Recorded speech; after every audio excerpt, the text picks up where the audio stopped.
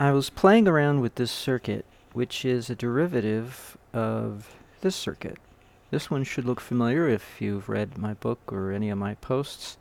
This is what gave me over unity, but I've come to the conclusion recently that, well, I've finally understood what somebody on Stack Exchange was telling me, criticizing, that these are merely lumped inductors. See, lumped?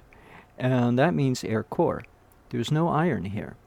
So it's empty space on the inside of each of these coils. And it can afford to gain over unity, but it's not a motor. While then I tried to play around with its derivative as best I could, and I got nowhere with it, no matter what I tried to do. But what I did do is I learned something about it. These iron core coils lock you in. They give you a certain specific output, and they lock you and keep you there, like prison. And kind of like the meditating or sleep, meditating under a pyramid shape, a Cheops Giza pyramid shape.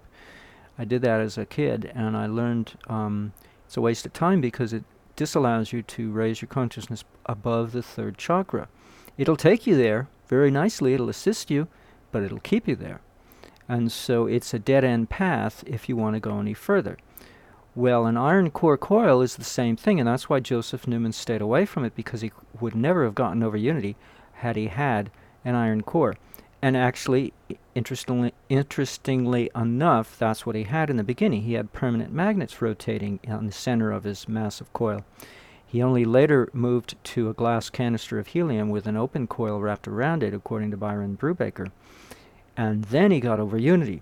So you see, an empty core coil works. It gives you over unity, but it will not give you a motor. It'll give you what Donald Smith gave everyone, a solid-state device that his device was intended to produce electrical power, but Joseph Newman never could. All he could do is produce torque. Now, why is that? Well, torque is related to electrostatics because of the high voltage that his massive coil was generating. But here, if you have a massive coil, you will actually generate a stronger magnetic field. And that'll help you motor better, have a more powerful electric motor in your electric vehicle.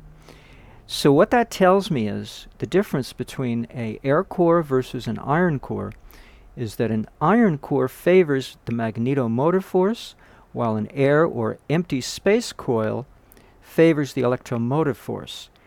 And the electromotive force is loosely associated with voltage, and the magnetomotive force is loosely associated with current. Loosely, it's not a direct equivalence, but it's close enough for the purposes of generalization. Because the difference is the magnetomotive force will lock you in.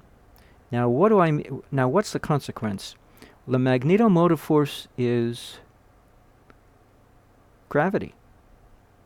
Not current, not magnetism, but the magnetomotive force in its pure state is gravity, while the electromotive force in its pure state, not voltage, is the opposite. It's levity. It's anti-gravity. No, excuse me, not levity. It's anti-gravity. And the balance between the two is buoyancy. When you get the two forces in a state of balance, you can walk on glass and not feel a thing, because you are neither floating nor sinking into the earth. You are simply treading extremely lightly, like a feather lightly upon the earth, so you don't feel anything. The glass doesn't puncture your leg, the bottom of your foot, because there's no gravity pushing you down against the glass. And so if you want to stomp the glass with your foot, that's your choice, and get a broken glass up your foot, that's your choice. But you don't have to. You can walk lightly, and it won't even affect you. So that's the difference between an iron core and an air coil core. And it makes all the difference in the world, because it shows the trade-off. Joseph Newman could only create torque because he was dealing with an air core coil, inasmuch as there was no iron. It was an iron-free coil. It was an iron-free core to his coil. He had helium and air in different places, but he had no iron in the center of his massive coil. So all he could get was torque. That's all he could get. And that's fine for a motor that runs at a specific speed. It never varies, and all you want to do is deliver torque. and never deliver any speed. You know, like an air conditioning motor to, you know, run a fan to air condition your home. But to run a car, no. But to run a tractor, a forklift, a Caterpillar tractor, sure. A shovel, one of these massive shovels that shovels dirt, you know, it's got the big scoop, you know, in a construction site. That's a lot of torque. That's not speed. So a Newman motor would work under those conditions and deliver a lot of power from very little electricity, because it's all electromotive force oriented, while speed is going to come from the magnetomotive force, but there you're going to lock yourself in, and you're not going to be able to get over unity. So I'm guessing now that maybe if it's possible is to mix mix elements of, you know, both lumped inductors and transformer iron cores in a circuit of this design to maybe get the combined effect that I want in a motor. Because when we drive a car, we want both torque and speed. And we want it all. So it gets a little complicated. So I'm not sure if it can be done, but that's what I'm theorizing, hypothesizing to myself at the moment.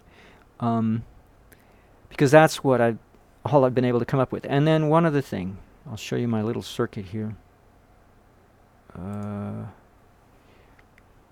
I managed to create a little circuit. Oh, it's so cute, my little baby circuit. Why do I have... Huh? Nope, wrong one. Here it is. This is my baby circuit. So let's blow it up so you can see it. Infinite power. I've done plenty of these, believe me, trust me. I've got so many.